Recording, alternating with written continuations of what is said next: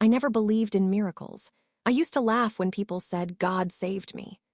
But that night, standing barefoot in the cold rain with my son in my arms, watching the house explode behind me, I couldn't laugh anymore.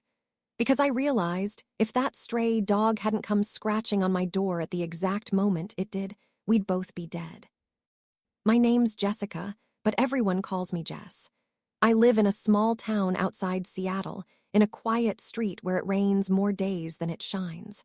People say the rain makes them feel peaceful. For me, it was just another reminder that nothing in my life ever stopped pouring. I used to have everything: a husband, a home, friends, and a family who called every Sunday. Now it's just me and my son, Ethan.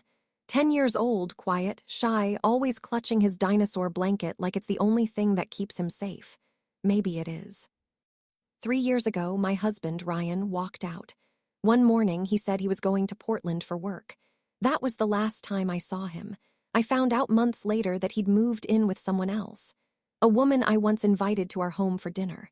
When I called him, he didn't even sound sorry. He just said, "I wasn't happy, Jess. I needed to feel alive again." Alive again. That phrase burned inside me for years, because ever since he left, I haven't felt alive at all. Bills kept coming. The house that once felt warm started feeling like a punishment. I was working double shifts as an audit manager, barely sleeping. My mother stopped visiting after she told me, "Maybe if you had been a better wife, he wouldn't have left." I hung up and never called her again. By the time fall came around last year, I was done pretending. My son was sick, constant cough, weak appetite. The doctor said it was stress. My boss kept warning me about underperformance. And I remember one Thursday night, I sat at my desk, looking at a pile of unpaid bills, whispering to myself, "God, if you're real, you sure love watching people suffer." I didn't mean it as a prayer. I meant it like an insult. That Friday, the rain started early. The news said a storm was moving in from the coast, heavy wind, possible flooding. I picked Ethan up from school, drove home, made him soup, and tucked him into bed early. He said, "Mom, I don't like thunder." I kissed his forehead and told him, "Don't worry, it's just the sky talking." But deep down, I was scared too. After he fell asleep, I sat in the living room, staring at the candle on the table. My head was heavy. I thought about the pills in the bathroom drawer, just sleeping pills. But that night, they looked like peace. The clock hit 11:47 p.m. The wind outside screamed like something alive. I whispered, "I'm tired. I just want it to stop." That's when I heard it. A scratching sound, soft, slow, right outside the front door. At first, I thought it was the wind. But then it came again, a low whine like something begging. I froze. The storm was howling and this sound was cutting through it. I walked to the door, half angry, half scared. "Who the hell is out there?" I yelled. No answer, just another scratch. I opened the door a little, and there it was. A soaked, shivering golden retriever standing on my porch. Its fur was dripping, its eyes huge and sad. It looked lost, desperate, maybe hurt. "Go away," I said. "I can't deal with this right now." I shut the door. But the scratching started again, harder this time. I could hear the poor thing whimpering. I sighed, rubbed my temples, and opened the door again. "Fine," I muttered. "Come in, just for tonight." The dog rushed inside like it had been waiting for permission all its life. It shook itself, water flying everywhere. I grabbed an old towel and wiped it down. There was no collar, no tag, just a faded scar on its leg. Ethan woke up and came out of his room, rubbing his eyes. "Mom, whose dog is that?" "I don't know," I said. "He just showed up." He smiled for the first time in weeks. "Can we keep him?" I sighed. "Just tonight, honey." Ethan sat down next to the dog, whispering, "Hey, buddy." The dog licked his cheek, tail wagging weakly. It felt like the house suddenly had a heartbeat again. I was about to head back to the couch when the dog started barking, loud, frantic, almost panicked. It ran to the kitchen and scratched at the door. "Stop it," I yelled, but it wouldn't. Its bark had this desperate tone, like it was trying to say something. I walked over, annoyed, and that's when I smelled it. Gas.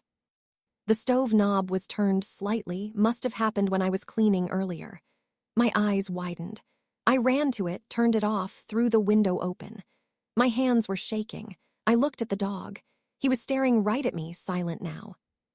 My throat closed. "You just saved us," I whispered. And then, before I could even move, there was a sudden boom outside. The transformer across the street exploded in the rain. The lights went out. I grabbed Ethan, clutching him tight. The dog barked again, louder this time, running to the back door. The gas smell was still faint. I didn't think, I just followed. We ran out into the backyard, barefoot, rain slapping our faces. I turned around, and in that exact second, a blast tore through the kitchen window. Flames burst out. The shockwave threw me backward onto the wet grass. I covered Ethan with my arms. He was crying, screaming. My ears were ringing. My body was shaking. I couldn't believe what I was seeing. My house, everything, was burning. Neighbors came running, shouting, calling 911. The dog was nowhere to be seen. The fire trucks came within minutes, but it was too late. The house was gone. I remember sitting on the sidewalk, drenched, holding my boy, watching the flames eat everything I had left. One of the firefighters came over and said, "Ma'am, you're lucky you got out when you did. That gas leak could have blown the whole block." Lucky, that word didn't sit right. It wasn't luck, I knew it. Someone had sent that dog.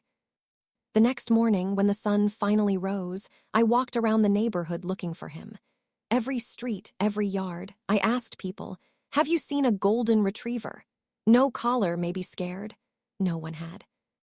I checked the shelters. Nothing. It was like he disappeared the second the fire was over. A week later, Ethan drew a picture for me. It was him, me, and the dog. Above the dog's head, he wrote in messy letters, "God's angel." I cried so hard that day, because I realized something. I didn't find that dog. He found us. He came when I was at my lowest, when I had given up, when I was ready to stop fighting. He came to remind me that we were still meant to live, that someone up there still cared.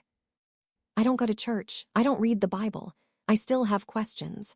But every time it rains, every time thunder shakes the windows, I look at the sky and whisper, "Thank you." Because that night, when no one else knew what I was about to do, God did. And he didn't send lightning or angels or a voice from the clouds. He sent a dog.